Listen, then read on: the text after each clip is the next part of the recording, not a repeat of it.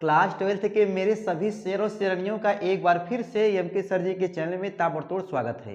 आज हम लोग पढ़ेंगे क्लास 12th फिजिक्स का chapter number 1 electric charge and field का चैप्टर नंबर 1 है मेरे भाई। और उसमें हेडिंग पढ़ेंगे कूलाम का नियम।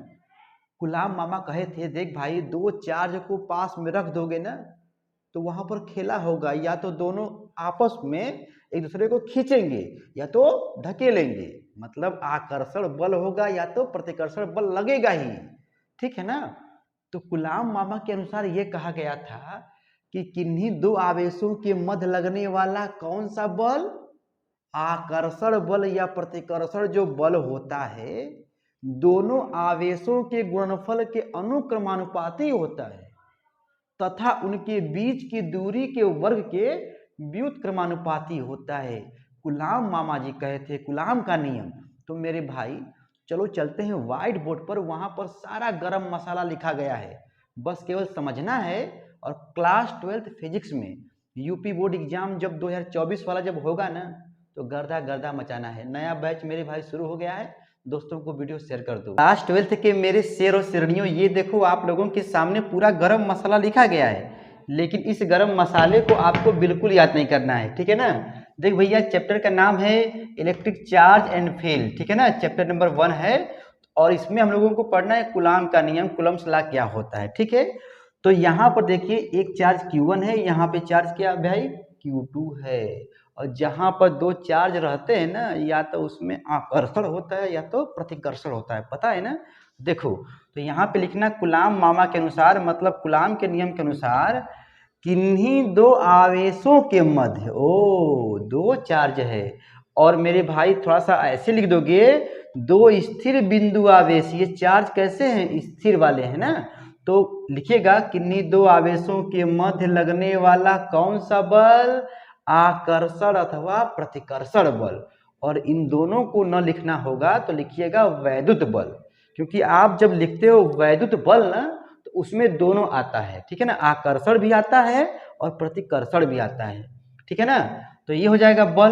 तो भैया ये जो बलवा जो होता है फोर्स, देखो दोनों आवेशों के, मतलब Q1 Q2 है ना, दोनों आवेशों के गुणनफल के क्या है, देखो दोनों आवेशों के गुणनफल के अनुक्रमानुपाती होता है। अच्छा, मतलब भैया इसको देखना ही नहीं है, बस ये बोलना है इसके हिंट से। ठीक है। लगने वाला कौन सा बल, आकर्षण अथवा प्रतिकर्षण बल, दोनों आवेशों के गुणनफल के अनुक्रमानुपाती होता है तथा बीच के, देखो बीच के दूरी के वर्ग के व्युत्क्रमानुपाती, उल्टा है ना, व्युत्क्रमानुपाती होता है। ठीक है। कौन भैया, यह बल। ठीक है ना। देखो ये लिखा गया है, दो स्थिर बिंदु आवेशों के मध्य लगने वाला कौन सा बल, आकर्षण अथवा प्रतिकर्षण बल, मतलब ये वाला जो बल है दोनों आवेशों की मात्राओं के, वही उसकी दिया गया है क्वांटिटी के गुणनफल के क्या होता है, अनुक्रमानुपाती तथा उनके बीच के दूरी के वर्ग के व्युत्क्रमानुपाती होता है मेरे भाई। ठीक है ना। देखो मैं जानबूझ के एक दो बार रिपीट कर रहा हूं ताकि आपको सुनते सुनते याद हो जाए। ठीक है ना। तो भाई ये हो गया इक्वेशन नंबर फर्स्ट, सेकंड हो गया। और देख रहे हैं ससुरा, ये भी एफ के है और ये भी एफ के है।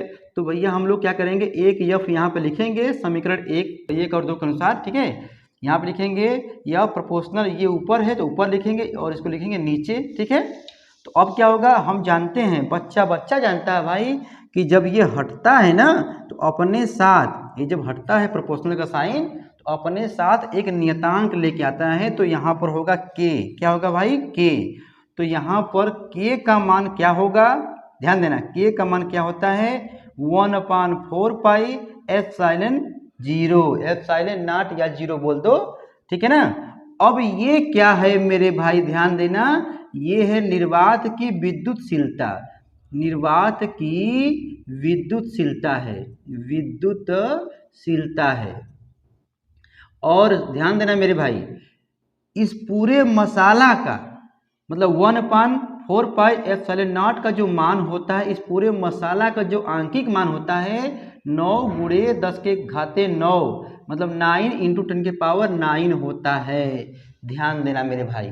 तो आपके पेपर में क्लास 12 फिजिक्स, ठीक है ना, में यदि पेपर में 2024 का एग्जाम होगा, यदि पूछता है कूलाम का नियम, तो भैया इसको पहले लिखिए, इस पूरे मसाला को, और यहाँ समीकरण 1 बनाइए, 2 बनाइए, 1 और 2 को मिला दीजिए, ठीक है ना, ये ऊपर है ऊपर, ये नीचे नीचे, और यहाँ तक भैया के लिखिए और इसका मान ये होता है और इस पूरे मसाला का मान होता है इतना। जहाँ ये क्या है, निर्वात की विद्युतशीलता। एक बात को ध्यान देना, ये जो यहाँ पर लिखे हो मेरे भाई, यदि यहाँ पर एप्सिलॉन नॉट सिर्फ है तो ये फार्मूला आता है वायु अथवा निर्वात के लिए, ठीक है ना, वायु या निर्वात माध्यम के लिए। और मान लीजिए इसके बीच में कोई अन्य माध्यम है, वायु निर्वात को छोड़ के कोई अन्य माध्यम है, तो यहाँ पर के लग जाता है। कुछ लोग यहाँ पर लिखते हैं एप्सिलॉन आर भी लिखते हैं, आप यहाँ पर के लिखिएगा, ठीक, देखो लिखा है अन्य माध्यम के लिए, ठीक है। इसके बारे में देखो और वीडियो बनेगा, छोटे छोटे वीडियो में मैं आपको बताना चाहता हूँ कि भैया पहले कूलाम का नियम पढ़ो, फिर इसके बारे में हम लोग पढ़ेंगे कि इसका आंशिक मान क्या होता है, बीमा मात्रक, मतलब स्टेप बाय स्टेप मैं आपको सिखाना चाहता हूँ, ठीक है ना।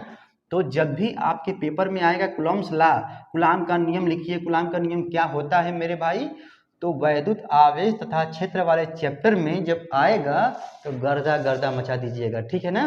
तो भैया जल्दी से मार लो इसका स्क्रीनशॉट और फिर मिलेंगे, ठीक है ना। इसके बाद हम लोग जो है नेक्स्ट वीडियो में पढ़ेंगे, ठीक है, इसका आंशिक मान, बीमा मात्रक सब जो पढ़ेंगे ताबड़तोड़ में, ठीक है। थैंक्स फॉर वॉचिंग, आपका दिन शुभ हो, धन्यवाद।